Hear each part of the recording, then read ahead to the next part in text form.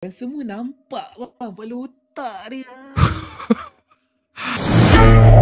Kisah-kisah seram dan misteri di bilik gelap.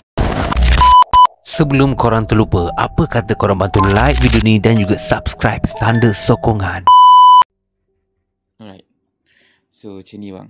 Yang pertamanya nanti jingle tu akan abang request dengan saya buatkan. Boleh. Okay, saya ada a few cerita tapi yang saya nak cerita ni yang paling pendek dan saya tak rasa benda ni seram. Cuma saya rasa benda tu misteri. Abang suka cerita misteri ni. Alright. Benda tu misteri. Bagi saya benda tu tak seram tapi saya rasa benda tu sangat misteri. Okay. Benda ni jadi waktu tahun 2006. Waktu tu saya form 4. Saya bersekolah di satu sekolah asrama di Gombak. Saya tak perlu sebutlah nama sekolah. Right. So saya boleh kata minggu kedua saya masuk asrama tu,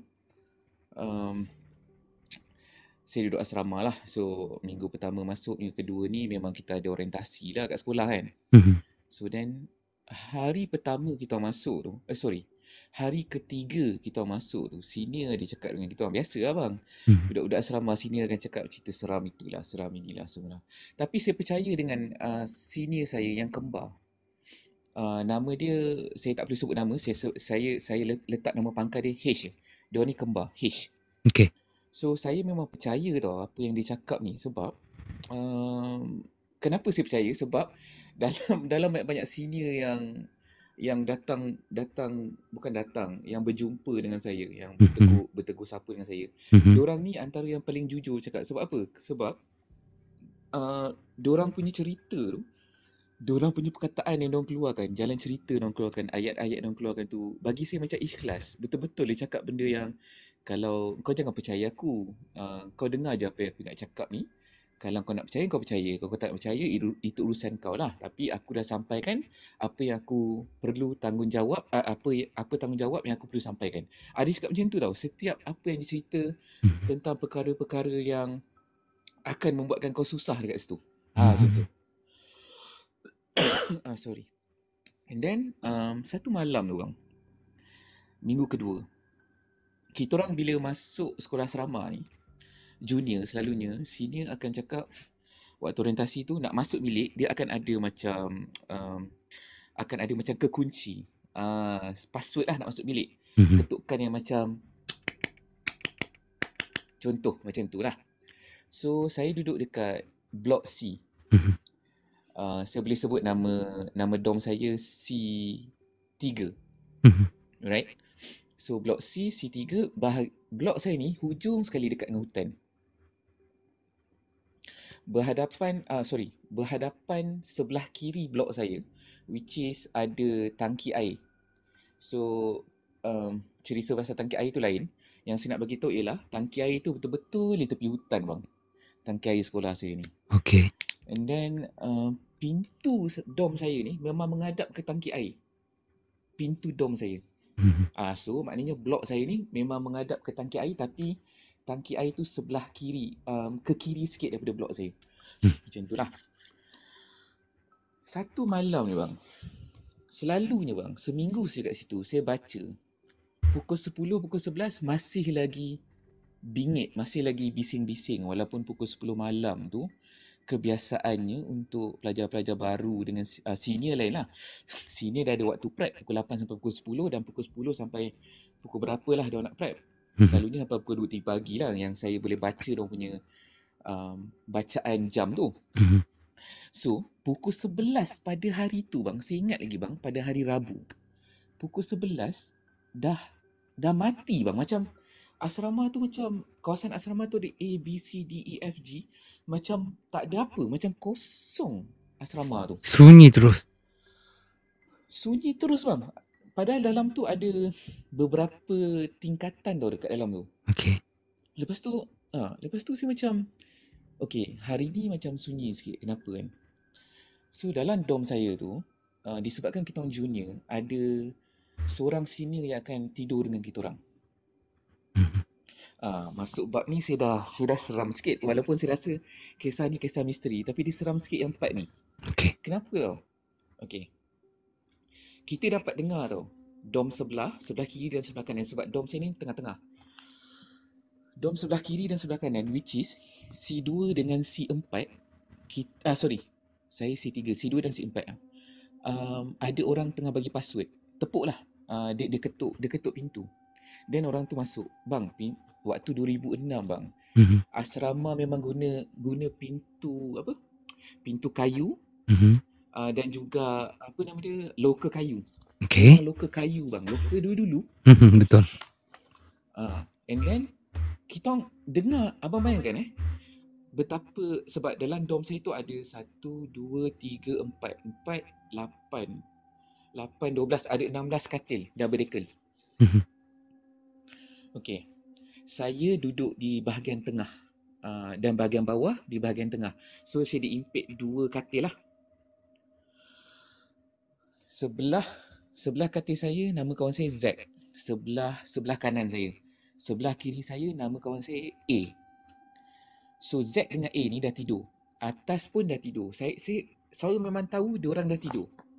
Sebab diorang tak bagi apa-apa signal yang mengatakan diorang masih berjaga lah. So saya seorang yang belum tidur tau.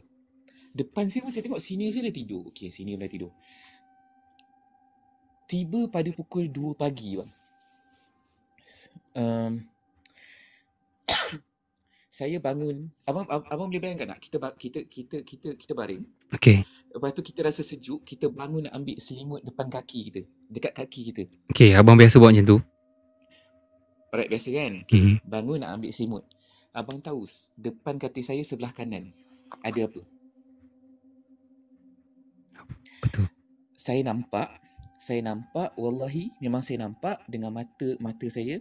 Saya sedar ada satu sosok tubuh, ada satu lembaga berdiri, tinggi tak tinggi macam budak darjah 6 macam tu bang. Bertelekung penuh. Okay. Dan saya tahu bukan sini nak prank, bukan kawan-kawan nak prank. Saya tahu benda tu. Abang tahu apa yang jadi dekat saya waktu tu? Apa yang jadi? Saya dapat rasa kan, buat saya tarik selimut saya, saya tutup kepala saya menggigil tau. Saya dapat rasakan benda tu perlahan-lahan datang kat saya bang. Bapak waktu tu. Bapak dia. Okay. Saya cakap kepala otak lah, weh, aku baru 2 minggu lah siap kat sini, apa benda bongok. Macam tu lah. Saya rasa macam, apa benda ni? Apa benda? Secara spontan, saya pergi dekat kawan saya yang Zack tu. Katil sebelah.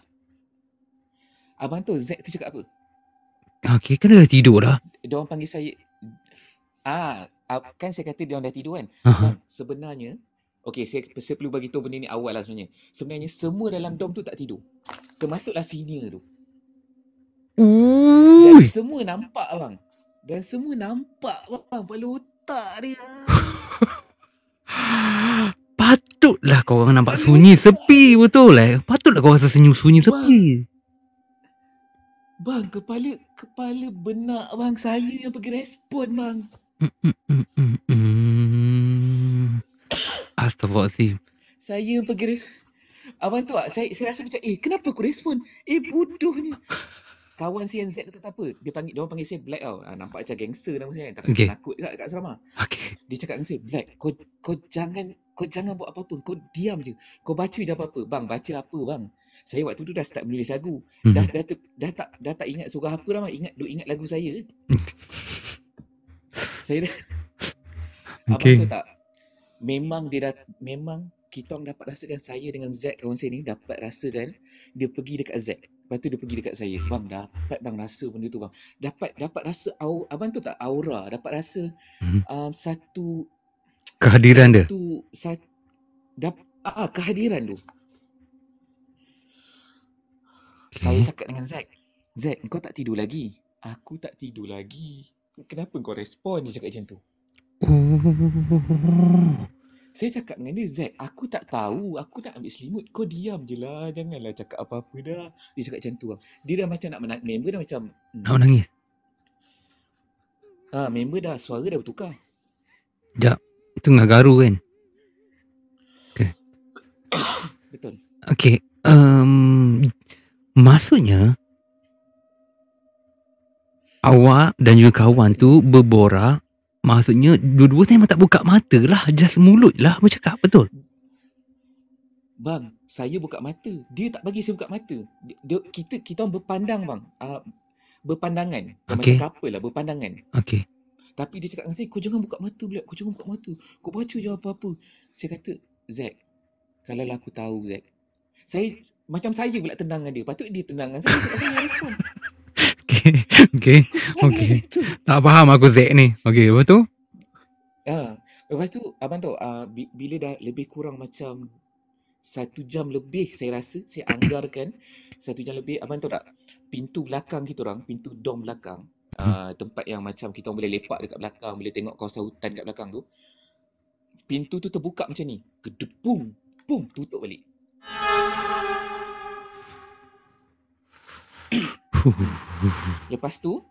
Lepas pintu belakang tu buka kan, abang tu pintu depan tu buka. Siapa nak buka pintu depan kalau tak bagi password? Betul. Sebab korang tadi, di awal tadi korang beritahu kan, korang ada satu password yang macam ketukan ataupun ketukan dan tepukan tu ada kunci dia kan, cara dia tepuk. Ya bang. Abang nak tahu tak lepas tu jadi apa? Bukan lepas tu jadi apa. Abang tahu tak? Dan abang kena ingat, pintu depan tu, Zack ni dah kunci. Okay. Sebab dia ketua dom. Okay. Zack dah kunci. So, siapa yang buka? Acik dia siapa buka?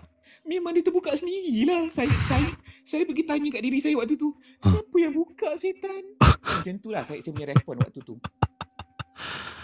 Mestilah dia terbuka sendiri. Yang kau pergi tanya buat apa? Lepas tu Zack marah saya, kau janganlah tanya benda-benda mengarut. Dia cakap macam tu lah. Okay, itu adalah respon Zack. Tapi sebelum tu kita nak baca komen kat bawah tu. Katil double decker ke waktu tu?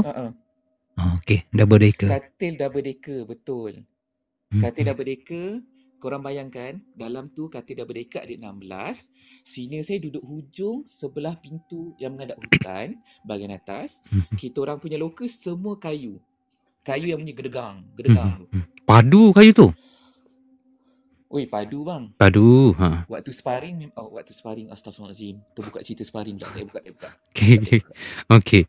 Oh, itu adalah Zack. Kawan yang seorang lagi tu ada apa-apa respon?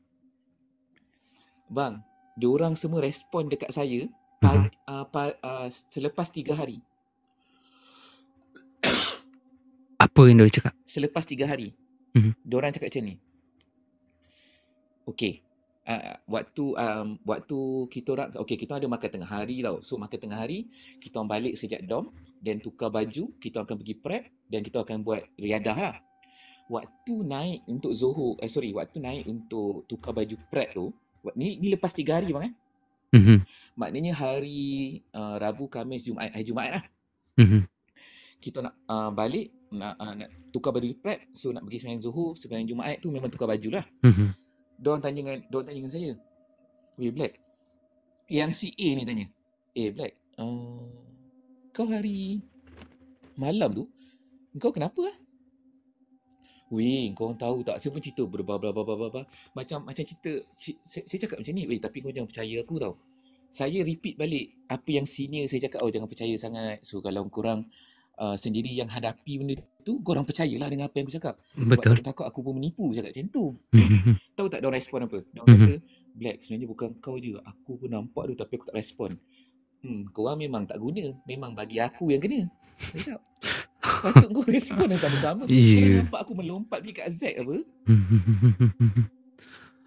Aduh. Itulah bang. Tapi saya tak tahu waktu tu nak rasa seram ke apa, tapi bagi saya benda tu misteri. So sampai ke hari saya bercerita ni, to be honest, ceritanya hanya dom kita orang je tahu. Sebab kita orang tak nak takut-takutkan siapa dekat sekolah. Sebab bagi kita orang, itu adalah satu pengalaman, ataupun itu adalah satu perkara yang bagi kita orang patut simpan, tak patut cerita pada waktu tu sebab kita orang tak nak mengganggu fokus konsentrasi waktu untuk kita orang belajar lah. Macam tu. Faham.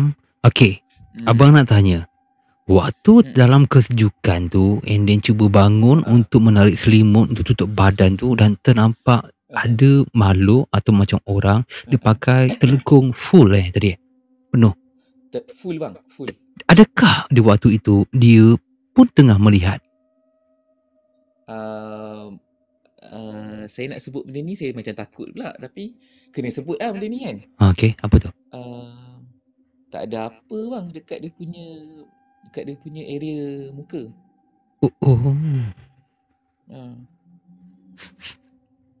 So dia mau pandang pelirik lah. Macam mana saya nak cakap bang? Keadaan tu okey macam ni. Saya bangun terpandang kan. Dia pun macam kau pandang aku ke? Macam tu. Dia pun macam macam tu. Dia pun macam macam tu. Seram Seram. Ya betul. Dia kata kosong. Betul, memang kosong. Yang membuatkan kita saya simpan benda ni daripada 2006 tu sampai sekarang pun saya cerita. Kalau abang upload, kalau ada yang satu dom dengan saya tu, dia pun layan BGO, dia orang tahu kisah ni. Mungkin boleh komen kat bawah. Sebab dom abang pelirik ni je yang tahu. Yang lain dia tak hebohkan. Okey, tapi kalau betul. Di awal-awal tadi kita dah dengar ada sedikit dengan apa ni, almari di situ memang almari kayu kan, pintu pun kayu. Betul. Dan juga jendela tu menghadap hutan tadi tak silap, betul? Menghadap hutan, betul. Menghadap hutan. Tempat tu pun dah main peranan kat situ. Dan bila member pula saya di awal-awal tadi rasa macam oi, betul lah benda ni memang nak tunjuk dekat pelirik saja. Okey, dia nak tunjuk dia. Rupanya kawan-kawan dia yang lain tu sebenarnya semua dah tahu. Semua tak tidur lagi sebenarnya. Semuanya. Bang. Sebenarnya semua dah tengok dulu sebelum saya. Wah, hajar dia orang. Kau hajar. Saya cakap, korang ni memang tungki masing-masing tak beritahu aku. Tak beritahu apa, diorang kata diorang pun menggigil. Yalah. Tapi Peter tanya juga. Okey, ada yang komen kat bawah ni sama macam teknik bentung. Ada komen. Okey. Gangguan tu maksudnya wanita yang bertelekung tu untuk pelirik baru kali pertama melihat. Untuk yang lain tu sebenarnya mereka dah beberapa kali dah melihat. Macam mana? Tak. Semua waktu tu. Okey. Semua waktu tu. Faham. Dan semua waktu tu. So saya pun tak boleh nak justify dia perempuan ataupun girl ataupun boy ataupun lain-lain. Saya tak boleh justify benda tu, tapi itulah keadaan dia. Faham. Saya tak tahu nak letak benda ni dekat seram ke, dekat misteri. Saya letak misteri lah. Yang seram bila kawan saya pergi tandas yang dia yang ni hearsay, tapi hearsay yang saya dapat daripada mulut kawan tu sendiri. Mulut orang yang kena tu, dia pergi tandas. Alah bang, yang ni komen dia bang, cerita ni bang. Tak apa, it's okay. Tapi seram dia sebab dia cerita tu daripada mulut orang yang kena. Dia pergi toilet, dia kata, kau tadi kat toilet? Bila masa aku kat toilet? Okey bang abang bayangkan dia pergi toilet. Dia tegur kawan dia kat toilet tau. Dia tegur kita punya batch ni dekat toilet. Dia keluar toilet, dia tegur pula kawan kita orang ni baru nak dekat laluan nak pergi toilet tu lah. Laluan dom tu. Okey, boleh bayangkan satu tegur kat toilet, satu tegur dekat laluan. Bang, member dekat dalam dom tengah baring. Alamak. Abang tahu apa jadi? Demam bang member. Astaghfirullahaladzim. Gila, dia menyerupai tu. Saya cakap aku duduk kat rumah hantu ke? Kenapa aku macam ni? Kenapa kau cerita kat aku benda ni? Aku nak balik, minggu ni aku nak balik. Tapi Okey lah, kalau dapat saya ambil saya lah balik. Alhamdulillah lah. Okay, ada yang komen kat bawah ni. Selepas kejadian tu, ada nampak lagi ke makhluk tu? Lagi teruk ada ke bang? Maksudnya selepas nampak yang pakai telekung tu, untuk next week? Lepas kejadian tu, ada lagi benda yang teruk. Tapi yang tu kalau saya cerita kena spesifik. Kalau spesifik, tak cukup 15 minit. It's saya okay. tak nak ambil terlalu banyak masa. Okay, sekejap. Sekejap, Kita tengok sekejap yang komen-komen di bawah. Okay, saya nak tanya dekat bawah. Okay. Tak apa, Iwan rasa, okay, kalau nak cerita yang kedua, okay, kita akan sambung lepas ni boleh? Berdiri? Boleh. Saya tak ada masalah pun. Okay, kita bagi laluan kepada orang lain dulu untuk bercerita. Lepas ni kita akan sambung, okay? Kalau tidak, korang akan mudah sangat kerja. Kita bagi dia cerita, dah habis cerita, nanti kita akan sambung balik. Okay, tapi sebelum tu, kita kena tak dulu pengejaran lah dulu. Okay, sebelum nak turun. Apa tu? Okey, pengajaran. Okey, pengajaran dia yang pertama,